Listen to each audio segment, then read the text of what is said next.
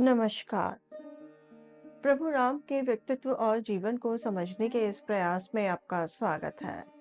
यह वार्तालाप श्रृंखला राम को जानने, समझने और मन में बसाने के लिए है। इसमें मैं योगिता पंत, अपने मार्गदर्शक एवं गुरु अनिल चावला जी के सम्मुख कुछ जिज्ञासाएं प्रकट करती हूँ और वे समाधान करते हैं। आइए इस वार्तालाप का आनंद लें। अनिल जी, बहुत बहुत स्वागत है आपका। नमस्कार। अनिल जी, पिछली बार आपने बताया था कि एक राम और लक्ष्मण नागपाश में बंद गए थे। एक बहुत ही चिंताजनक स्थिति निर्मित हो गई थी। उसके बाद राम ने क्या किया? तुमने ठीक कहा कि बड़ी चिंता की स्थिति थी। जी, दोनों भाई नागों के बंधन में बंधे हुए थे, जी, लेकिन अभी खड़े थे, युद्ध कर रहे थे, जी, पूरे होशावास में थे। जी, राम ने देखा कि मुझ पे ये जो नाग हैं हावी हो रहे हैं, जी, तो उन्होंने तुरंत आज्ञा दी। जी, उनके जो सबसे अच्छे जी, 10 वानर यूथपति थे, उनको आज्ञा दी जी, कि वो तुरंत इंद्रजीत का पता लगा, इंद्रजीत का सामना करें। जी, ये जो 10 यूथपति जिनको आज्ञा दी गई, जी, उनमें सुषेण यानी सुग्रीव के ससुर जी, के 2 पुत्र थे, नील, वाली पुत्र अंगद, जी, शरभ, द्विविद, पवन पुत्र हनुमान, सानुप्रस्थ, ऋषभ और ऋषभ स्कंद। जी, ये 10 सबसे प्रमुख जो यूथपति थे वानर सेना के, जी, उनको आज्ञा दी कि तुरंत ढूंढो उसे और सामना करो। जी, ये 10 भी जी, तुरंत इन्होंने भयंकर वृक्ष उठाए और आकाश मार्ग से ढूंढने लगे, जी, लेकिन उन्हें कहीं इंद्रजीत दिख ही नहीं रहा था। और इंद्रजीत दिख नहीं रहा था जी, और उन पे वार चला रहा था, उन पे अस्त्रों का प्रयोग कर रहा था और इनका आगे बढ़ना रोक रखा था। तो ये 10 जी, कुछ भी करने में असमर्थ हो गए, ना देख पा रहे हैं और आहत भी हो रहे हैं जी, और बंद गए हैं कि कहां जाएं, क्या करें। ऐसी स्थिति निर्मित कर दी इंद्रजीत। जी। अब जब ये दसों वानर वीरों को रोकने का प्रयास कर रहा था इंद्रजीत, उसके बाद उसने क्या किया? अब जब उसने ये 10 को रोक लिया, जी, तो उसका ध्यान उसने पुनः केंद्रित किया राम और लक्ष्मण पे। जी, राम और लक्ष्मण पे बाण अपना ध्यान केंद्रित करके उन पे बाणों की वर्षा करने लगा, लगातार बाण बरसाने लगा, उनके संपूर्ण अंगों पर वार करने लगा, जी, उनके घावों से रक्त बहने लगा। दोनों भाई राम और लक्ष्मण बिल्कुल ऐसा जैसे कि वसंत ऋतु में जी, जब पलाश पे लाल फूल आ जाते हैं और उसे सुशोभित होता है, जी, तो ये दोनों भाई लाल रंग से वैसे चमक रहे थे, ऐसे प्रकाशित हो रहे थे, बिल्कुल लाल। और इंद्रजीत जी, तो बिल्कुल जोश में था। इनकी तो स्थिति ये हो रही थी, इनके शरीर में कोई ऐसा अंग नहीं था जहां मार ना लगा। जी, और इंद्रजीत अदृश्य रहते हुए जी, हंसने लगा, हाहाकार करने लगा हंसते हुए, और कहने लगा कि जब मैं युद्ध में अदृश्य हो जाता हूं, अलक्ष्य हो जाता हूं, जी, तो देवराज इंद्र भी मुझे नहीं देख सकता। तुम दोनों की क्या बिसात है। ऐसे अहंकार से गर्जना कर रहा है जी, और विशाल धनुष से बड़े भयंकर बाणों की वर्षा किए जा रहा है। जी, बार बार राम और लक्ष्मण दोनों के मर्म स्थानों पर बाण लग रहे हैं, बहुत पीड़ा में हैं, उनके सारे अंग बिंध गए हैं। ऐसी स्थिति आ गई कि उनमें जरा भी आंख उठाने की भी शक्ति नहीं बची, शरीर में एक अंगुल भी जगह नहीं बची जहां बाण नहीं हो। जी, दोनों भाइयों के शरीर से तीव्र वेग से रक्त बह रहा है। बाणों से आहत होकर जी, पहले राम जी, धराशायी जमीन पे गिर गए, और जब वो जमीन पे गिरे जी, तो लक्ष्मण की भी हिम्मत समाप्त हो गई। वो भी अपने प्राणों से निराश हो गए कि अब मैं भी नहीं बच पाऊंगा, जी, और वो भी गिर गए। अब दोनों भाई जी, धूल पे गिर चुके थे। जी, सारी वानर सेना में ऐसी शोक की लहर दौड़ गई, सबकी आंखों से आंसू बहने लगे कि ये क्या हो गया। तुरंत सारे वानर जी, एकत्र हुए और इन दोनों भाइयों को घेर कर खड़े हो गए। किसी को समझ में नहीं आ रहा था क्या करें। हम जिसके साथ आए हैं, जिसके नेतृत्व में आए हैं, वो तो यहां जमीन पे पड़ा है। दोनों भाई जमीन पे पड़े हैं। अब क्या करें? ये बड़ी एक बहुत ही भयंकर स्थिति निर्मित हो चुकी थी। जी। अब जब ये दोनों भाई राम और लक्ष्मण धरती पे धराशायी हो गए थे, तो ये वानर सेना के लिए तो बहुत ही एक संकट उत्पन्न हो गया था। तो ये वानर सेना ने फिर क्या किया? तो वानर सेना में वानर तो एकत्र हो गए, जी, लेकिन वानर सेना के जो यूथपति 10 लोग गए थे, जी, जी, वे लौट आए।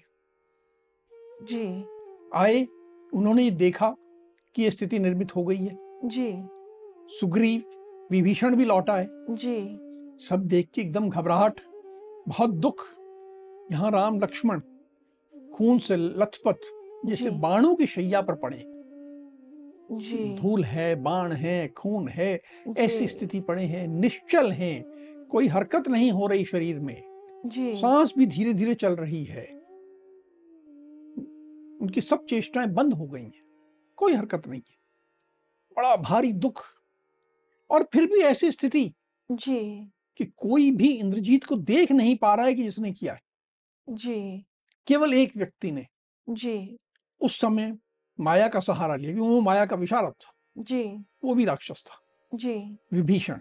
जी, उन्होंने माया का सहारा लिया, उन्होंने देखा जी, कि इंद्रजीत यहाँ है, उनको दिख गया, जी, लेकिन कुछ कर नहीं सकते थे, केवल दुखी होकर खड़े थे।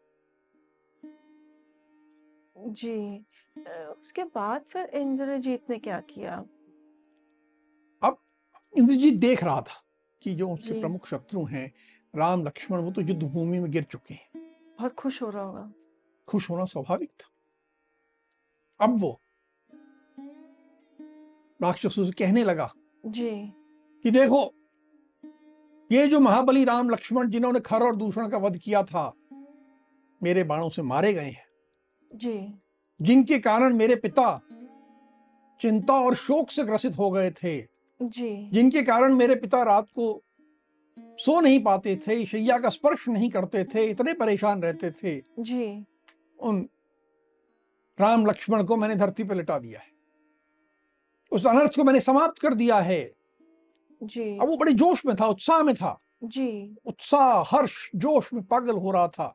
उसने वानर युद्धपतियों को भी मारना शुरू किया, जो मुख्य मुख्य वहां एकत्र हुए थे, सब पर उसने बाण वर्षा प्रारंभ की, सबको घायल किया, जी, और घायल करके अट्टहास करने लगा और कहा, राक्षसों देख लो, जी, मैंने राम और लक्ष्मण का मार दिया है। उसे लगा जी, कि राम और लक्ष्मण मर गए। जी, मैंने राम और लक्ष्मण को मार दिया है। जी, सब राक्षसों ने देखा कि हाँ, ये तो ऐसे लग रहा है। जी, तो राक्षसों ने इंद्रजीत का जी, अभिनंदन किया, भारी अभिनंदन किया। उनमें एक गर्जना करने लगे, एक खुशी की लहर दौड़ गई। जी, उसने एक बार फिर इंद्रजीत ने ध्यान से देखा जी, कि मैं ये कह रहा हूं तो ये वास्तव स्थिति क्या है। जी, राम और लक्ष्मण को पुनः बड़े ध्यान से देखा, जी, दोनों बिल्कुल बिना किसी चेष्टा के, बिना किसी हरकत के पड़े थे, जी, और उसे लगा इनकी सांस भी नहीं चल रही है। वो आश्वस्त हो गया जी, कि ये निश्चित रूप से दोनों मर गए हैं। जी, बहुत हर्ष हो गया। फिर उसने अपनी सेना को कहा कि अब ये युद्ध समाप्त हो गया, और पूरी सेना को लेकर वापस लंकापुरी में चला गया। जी, और बड़े खुशी के माहौल में राक्षसों की विजय जी, के भाव से राक्षस सारे जा रहे थे जी, कि जिस के जो नेतृत्व था, राम लक्ष्मण दोनों मारे गए हैं, तो अब तो हमारी विजय हो गई है।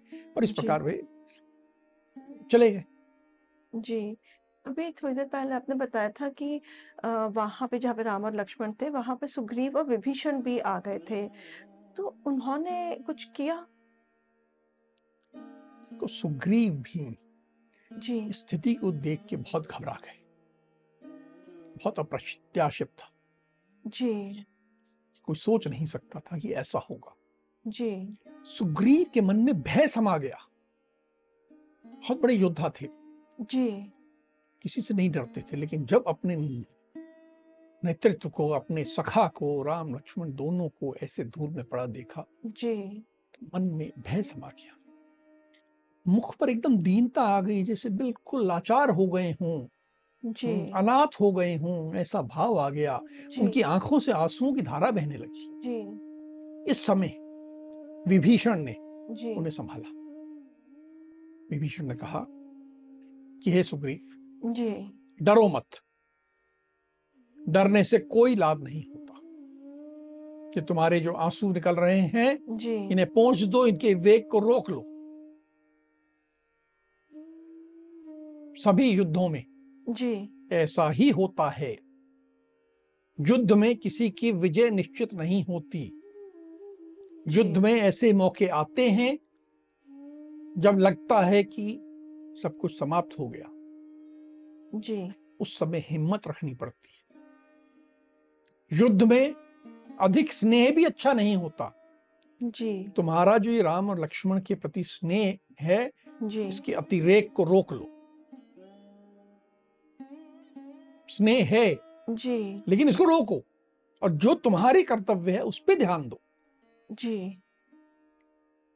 यदि हम लोगों का भाग्य थोड़ा भी शेष है, जी। तो ये जो महात्मा हैं, जो महावीर हैं, जी। जो आज ऐसे पड़े हैं, ये मूर्छा त्याग देंगे जी। और उठ खड़े होंगे। और जब ये उठ खड़े होंगे, जी। तो हम सबको भय रहित कर देंगे। ये विश्वास रखो। अभी समय है कि तुम्हें स्वयं को भी संभालना है और मुझ अनाथ को भी संभालना है। जी। देखिए, वो संभाल रहे हैं सुग्रीव को और कह रहे हैं कि तुझे मुझे भी संभालना है। जी। तो ये ऐसे रोना होना नहीं है। फिर उन्होंने एक बहुत बड़ी बात कही जी। कि जो भी सत्य में, धर्म में अनुराग रखते हैं, जी। वे मृत्यु से नहीं डरते। मृत्यु आ भी जाए जी। तो भी दुखी नहीं होना है। पहले तो उन्होंने कहा कि नहीं, ये नहीं मरे होंगे, जी। और कहा कि हमें मृत्यु से नहीं डरना है, क्योंकि हम सत्य और धर्म के मार्ग पर चल रहे हैं। जी। ऐसा कह के जी। उन्होंने अपने हाथों से जी। सुग्रीव के जी। आंखों से आंसू पोंछे और जी। कहा कि हे कपिराज, जी। हे वानर राज, जी। तुम अपनी सेनाओं के हित का विचार करो। जी। भावनाओं में बहने का समय नहीं है ये।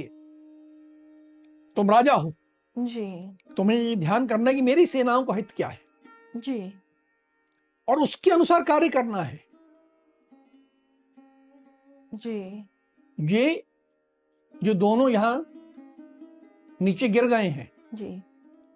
जब तक इनको होश नहीं आता, जी। हमें इनकी रक्षा करनी होगी। क्योंकि होश आने पर ये हमारी रक्षा करेंगे। जी।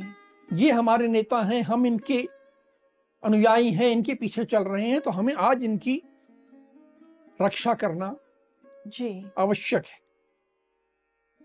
और तुम्हें ये जो लग रहा है जी। कि इन्होंने प्राण त्याग दिए, ऐसा नहीं है। इनके चेहरे की ओर देखो। जी। एक जीवित व्यक्ति के चेहरे पर एक कांति होती है, लक्ष्मी होती है, एक तेज होता है। जी। वो अभी इनके चेहरे से गया नहीं है। इनका चेहरा अभी भी उसी जीवंतता से, जी। उसी लक्ष्मी से, उसी कांति से चमक रहा है। तो इसलिए ये अभी मरे नहीं हैं। जी। अभी हमें सेना को संभालना है। मुझे तुम्हारे ये जितनी वानर सेना के लोग हैं ये जी, दिख रहे हैं कि बड़े बड़े आंखें फाड़ के देख रहे हैं और जी, आसपास में कानाफूसी कर रहे हैं। जी, इनको संभालो, कहीं ऐसा ना हो कि सेना में भगदड़ बच जाए, जी, सेना पीठ दिखा के भागने लग जाए। जी, तुम सेना को आश्वस्त करो। जी, पहला काम उन्होंने क्या कहा कि इनकी रक्षा करनी है, राम और लक्ष्मण की। जी, इनको संभालना है जब तक इनको होश नहीं आ जाता। जी, दूसरी बात कि सेना को आश्वस्त करना है, सेना को मोर्चे पे उसका मॉरल, उसका जो नैतिक बल है, उसका जो हिम्मत है, जी, उत्साह है, बनाए रखना है। जी, सेना का धैर्य बनाए रखना है। जी, ये सब करना है। मैं भी इसी काम में लगता हूं। जी, मैं भी पूरी सेना में घूमूंगा, जी, सबको सांत्वना दूंगा, सबको जी, भय रहित करूंगा और तुम भी यही करो। देखिए उस समय विभीषण का कितना महत्वपूर्ण है। जी, उन्होंने अपना कर्तव्य तो निभा ही रहे थे वो अपना, उसके साथ ही वो एक बहुत समझदारी की बात कर रहे थे और सबको साथ में रखने का काम कर रहे थे। अब दूसरी ओर इंद्रजीत है, वो खुशी के कारण वो लौट गया था, उसको लगा था वो जीत गया है। उसके बाद वो रावण से भी मिला होगा? बिल्कुल विजयी भाव से अपने पिता के पास गया, जी, रावण के पास गया। रात्रि का समय है अभी। देखिए एक दिन में युद्ध प्रारंभ हुआ था, रात्रि हुई और रात्रि का समय है, जी, तो रात्रि में ही गया अपने पिता के पास, जी, प्रणाम किया जी, और फिर बड़े उत्साह से समाचार दिया कि राम जी, और लक्ष्मण युद्ध में मारे गए हैं, मैंने मार दिया। सुनते ही रावण तो खुशी से उछल पड़ा। उसने अपने बेटे को गले लगा लिया, हृदय से लगा लिया, जी, चूमने लगा और फिर पूछा कि बताओ कैसे हुआ सारी बात। तो इंद्रजीत ने पूरा विवरण दिया, जी, कैसे हुआ, ऐसे हुआ, सारी बात बताई। जब विवरण पूरा सुन लिया जी, तो रावण ने उसका बड़ा अभिनंदन किया, उसका सम्मान किया और उसका सम्मान पूर्वक विदा कर दिया। जी, और विदा करने के बाद इंद्रजीत वहां से चला गया और रावण प्रसन्न भाव से बैठा था। जी। फिर रावण ने भी तो कुछ किया होगा उसके जाने के बाद? हाँ, अब तो उत्साह से भरा था। जी, उसके रस्ते के सबसे बड़ा जो कांटा था, राम लक्ष्मण वो निकल गए थे। जी, उस उत्साह में जी, उसको विचार किसका आया? सीता का। सीता का। तो उसने आदेश दिया कि जो राक्षसियां जी, सीता की रक्षा करने की लगी हैं उनको बुलाओ। उनको बुलाया जी, और कहा कि देखो राम लक्ष्मण मारे गए हैं, तुम लोग जाओ और सीता को बता दो।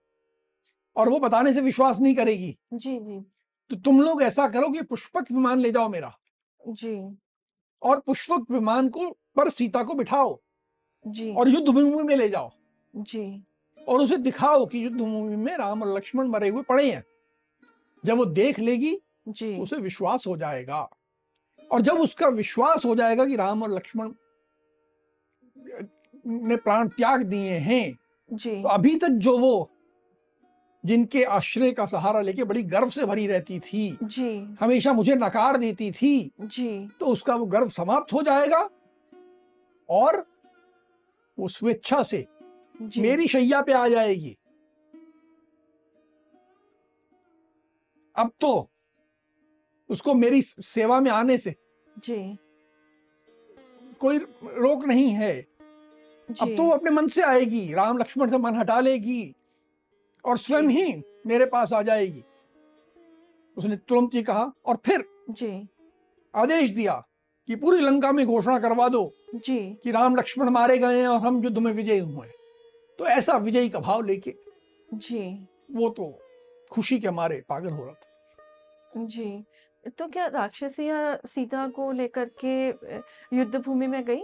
हाँ, राक्षसियां जिनमें से सब थी, जिसमें एक बूढ़ी राक्षसी तुम्हें याद होगा जिसका पहले भी नाम आया है, वो त्रिजटा, जी, जी, वो भी थी। ये सब सीता को लेके युद्ध भूमि गई। जी, युद्ध भूमि में सीता ने देखा जी, कि राक्षस सेना तो प्रसन्न है, जी, एकदम खुशी की लहर दौड़ रही है, कोई नाच रहा है, कोई गा रहा है, बिल्कुल बिल्कुल ही मस्ती में पागल हो रहे हैं। जी, और दूसरी ओर वानर अत्यंत दुखी हैं, सबके चेहरे से लग रहा है कि अत्यंत दुखी हैं, जी, समझ में नहीं आ रहा क्या हुआ है। जी, और दोनों भाई जो हैं खून से लथपथ पड़े हैं, वाण शैया है, धूल है, जी, और उनके कोई हिलडुल भी नहीं रहे। जी, ऐसी स्थिति उसने अपनी आंखों से खुद देखी। जी। ये राम और लक्ष्मण को धूल में पड़ा देख करके तो सीता बहुत ही दुखी हो गई होगी, शोक में डूब गई होगी। ये वो तो ठाड़े मार के रोने लगी, उसका तो सब कुछ लुट गया था। जी, विलाप करने लगी कैसे हो गया, मुझे तो बहुत पंडितों ने कहा था कि मेरा सौभाग्य बहुत लंबा चलेगा, मेरा सारा सौभाग्य इतनी जल्दी समाप्त कैसे हो गया। जी, और बहुत सी बातें कहने लगी कि इतना बड़ा समुद्र पार करके आ गए और एक दिन के युद्ध में समाप्त हो गए, ये जी, ऐसा कैसे हो गया। मैं माता कौशल्या को क्या मुंह बताऊंगी, माता कौशल्या का दुख कैसे होगा। अयोध्या के सब लोगों को याद करने लगी जी, और अपने दुर्भाग्य को कोसने लगी, बिल्कुल पूरी सीमाओं के बाहर होके रोते हुए, वहीं लौटते हुए विमान में।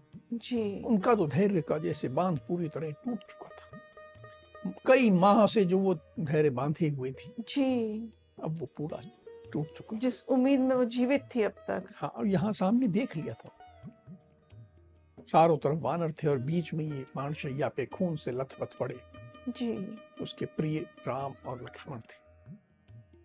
अनिल जी, हमने अब तक देखते हुए आ रहे हैं हम कि जब भी सीता बहुत विलाप कर रही होती है तो उन्हें ढाढ़स बंधाने के लिए कोई ना कोई उनकी सहायता करता है, कोई ना कोई आ जाता है। तो अब भी ऐसे ही कुछ हुआ क्या?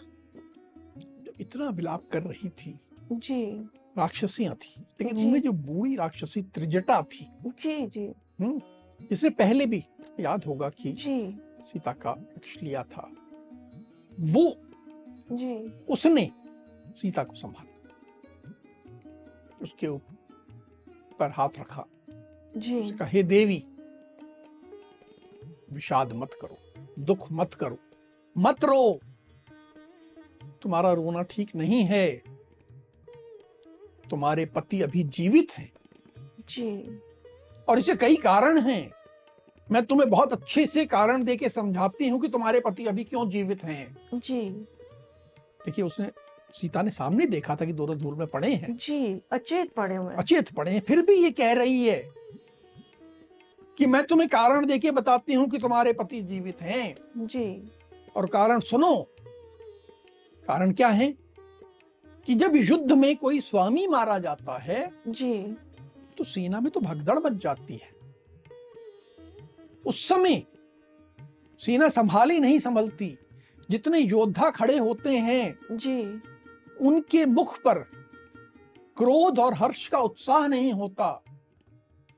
यहां तुमने जी, देखा जितने वानर खड़े हैं जी, वे तो उनकी रक्षा करने के लिए खड़े हैं। अगर वो मर चुके होते तो रक्षा क्यों की जाती। कोई जी, मृत शरीरों की रक्षा नहीं करता, वो जीवित हैं इसलिए रक्षा करने के लिए खड़े हैं।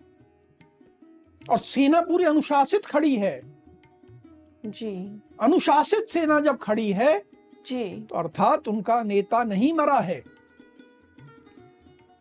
देखो कितनी बड़ी बारीकी से उसकी दृष्टि थी त्रिजटा की, बूढ़ी पूरा तर्क के साथ तर्क अपनी के साथ बात उसने कह रही कहा। थी। जब नेतृत्व मारा जाता है तो सेना तो उत्साहहीन होकर इधर उधर मारी मारी भिड़ती है। जी, इस सेना में किसी प्रकार की ऐसी घबराहट नहीं है, कोई घबराहट नहीं दिख रही है। ये तो दोनों राजकुमारों की रक्षा कर रही हैं। जी, और अब उसने एक बात कही, देखिए राक्षसी बड़ी बुद्धिमान है, जी, बोले ये जो दो वीर हैं, जी, तुम्हारे पति और तुम्हारे देवर, जी, इन दोनों को तो सारे सुर और असुर सब मिल जाए तो इन दोनों को नहीं हरा सकते। तो इसलिए ये मत सोचो कि ये मर गई। जी। ये दोनों यहाँ अचेत तो हैं, जी। पर लक्ष्मी ने इनका त्याग नहीं किया है। लक्ष्मी का अर्थ यहाँ है जी। जो चेहरे की चमक होती है, तेजस्विता होती है, कांति होती है। जी। बोले वो इनके चेहरे पे अभी भी है। जब कोई व्यक्ति मर जाता है तो उसका चेहरा विकृत हो जाता है, तेजहीन हो जाता है, जी। कांतिहीन हो जाता है। जिसकी भी आयु समाप्त हो जाती है तो उसका चेहरा वैसे हो जाता है। जी। कई बार हम देखते हैं कि कोई व्यक्ति जैसे कोमा में चला गया और मरने ही वाला है, जी। तो उसका चेहरा विकृत हो जाएगा, ऐसा लगेगा लकड़ी का चेहरा है। जी। इनका ऐसा नहीं है, इनके चेहरे में अभी भी तेजस्विता है। जी। अर्थात ये दोनों जीवित हैं। तुम इन दोनों के लिए दुख, शोक त्याग दो। जी। ये ना तो अभी मरे हैं और ना ये अभी मर सकते हैं। ये नहीं मरेंगे, ये विश्वास रखो। कि जी। जटा ने इतने तर्क के साथ, इतनी पक्के विश्वास के साथ ये बात जब सीता को समझाई जी। तो सीता थोड़ी संभली और फिर उसने त्रिजटा से कहा, जी। बहन ऐसा ही हो। ये कह के थोड़ी सीता को भी हिम्मत आई जी। और आशा बंधी। अनिल जी, युद्ध तो बहुत अनिश्चित होता है। और हमारे लिए यह एक बहुत ही आज का जो युद्ध का जो विवरण आपने दिया वो बहुत ही निराशाजनक था। किंतु जो त्रिजटा ने जो एक आशा की किरण दिखाई, उससे कुछ हमारे को भी कुछ आशा बनती दिखती है। अब हम आज की चर्चा को यहीं विराम देते हैं। अगली कड़ी में राम के जीवन से जुड़े कुछ अनछुए पहलुओं के साथ हम दोनों फिर उपस्थित होंगे। राम राम। राम राम।